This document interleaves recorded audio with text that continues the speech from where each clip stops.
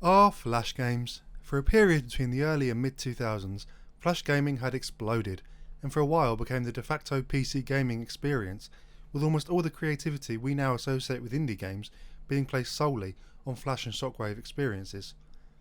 It was an easy way for a developer to experiment and release games to a large, hungry audience, and we ate that stuff down. I have so many memories of games from that time, and today we're going to play a few of them. These aren't the ones with the biggest historical significance or the best ones, but just ones I personally have fond memories of. First up, we have Dragon Ball Z Pong. It's worth prefacing this by making sure people understand the context of Dragon Ball in the West at the time, in the early 2000s. The shows had just started to air properly and were building up some fans, but the networks and people behind the dubs didn't really know a huge amount about the show. They had this wealth of content, games and movies that had already been made in Japan, but none of it existed yet in the West, which is why the toys contained bad guys nobody had seen, the intro had clips from movies nobody had seen, and the miscellaneous content, i.e. the websites, guidebooks, various merchandise, all just picked things randomly from what they knew at the time. Enter Dragon Ball Z Pong. This game was likely made by one person and in a very quick time span, intended for Cartoon Network's fledgling library of Shockwave based gaming content. For some reason, Goku has this bizarre twisted expression and Ginyu has no face at all.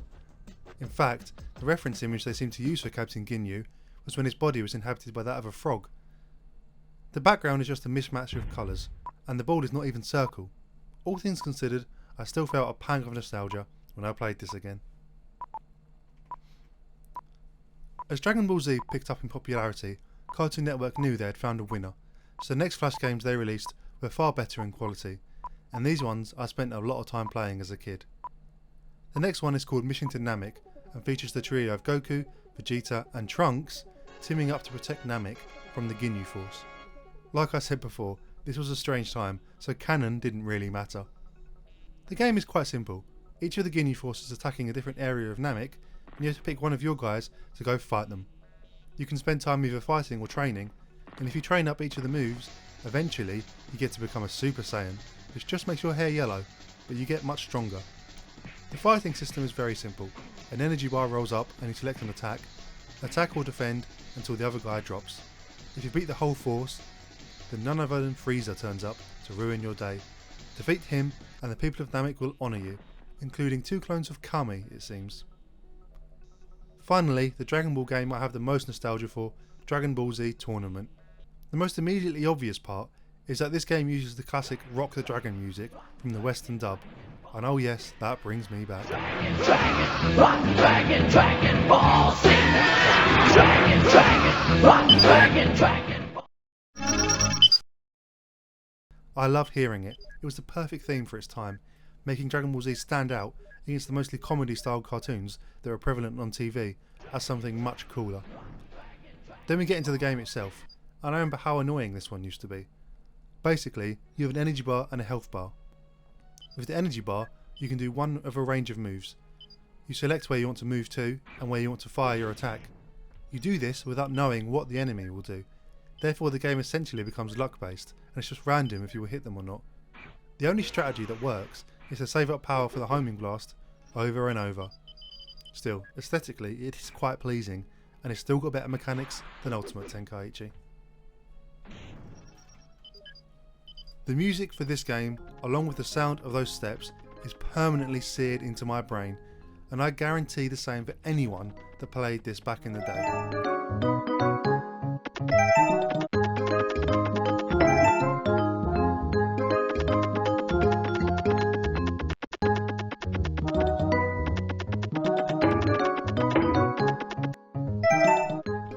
Cartoon Network created this set of 4 games, all based around their characters going on a summer vacation to a resort. On the island, various troubles are plaguing the guests, so it's up to you to solve them. This takes the form of basically walking around, talking to people, finding out what they want, and going to get it from somewhere. From someone who wants something else, rinse and repeat. There's a couple of inventive things around these islands, portals, hidden passages, little puzzles, but the main fun was just the experience of seeing all these characters interact.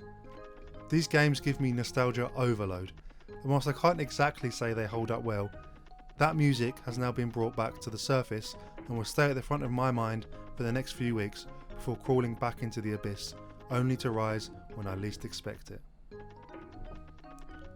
Time for the sticky games. Stick RPG was made by the venerable X-Gen Studios back in the day, and it's basically a very simple life sim where you walk about, get a job, increase stats, do drugs, get into bar fights, hot wire cars, the classic Flash experience. Whilst I do remember playing this game a fair bit back in the time, it's not one that's held up quite so well. The other one I played a huge amount was Stick Arena Dimensions. It was a multiplayer free-for-all deathmatch game in which you wandered around various environments, picked up different weapons, and shot other sticks to smithereens. It was so much fun, just raw free-for-all action. It doesn't work nowadays obviously because it was multiplayer, but it makes me miss those days. Every multiplayer game now has to have unique equipment and unlocks and character profiles. My preference has always just been standard, free-for-all deathmatches, find the weapons on the ground style gameplay.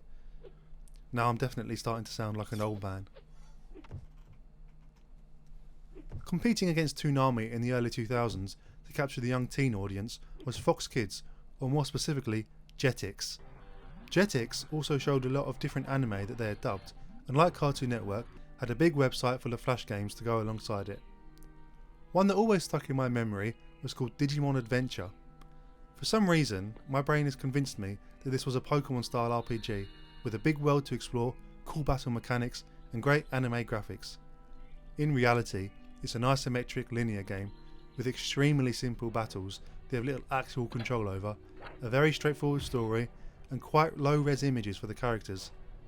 Some things are better left as memories. Next up, we're back over to Toonami with Gundam Wing, Wing Assault.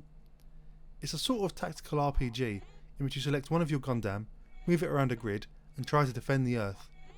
The battle mechanics are very simple rock, paper, scissors affair, and if you pick one that is weak against your opponent, you have a second to defend instead of attack to mitigate some of the effects. Unfortunately, I appear to be dumb, and I'm barely able to defeat one of the legions of baddies attacking the Earth, let alone their whole army. Still, the chibi style definitely looks quite nice, and isn't far off some of the real Gundam games they was releasing at the time. N, The Way of the Ninja, came out around the tail end of 2005, and was for me one of the last games I remember playing of my personal foray into Flash gaming. It's a momentum based platformer which took the web by storm, in which you jumped around attempting to avoid spikes and other traps, whilst collecting coins and reaching the button to open the exit. Each level got progressively harder, and pinpoint accuracy became key. Controlling the character and the momentum was, and still is, very fun. It's since received many console and PC ports, but this original free version still has that charm and right amount of frustration that revisiting it now, it still is a lot of fun. It really was something special. That was just a little foray into some Flash games I remember playing from my past. It's certainly not an exhaustive list, but I thought I might just play a few and take that trip down memory lane. For those interested in how I played them, there's a program called Flashpoint 11 Infinity that lets you play all these old Flash and Shockwave games. Goodbye!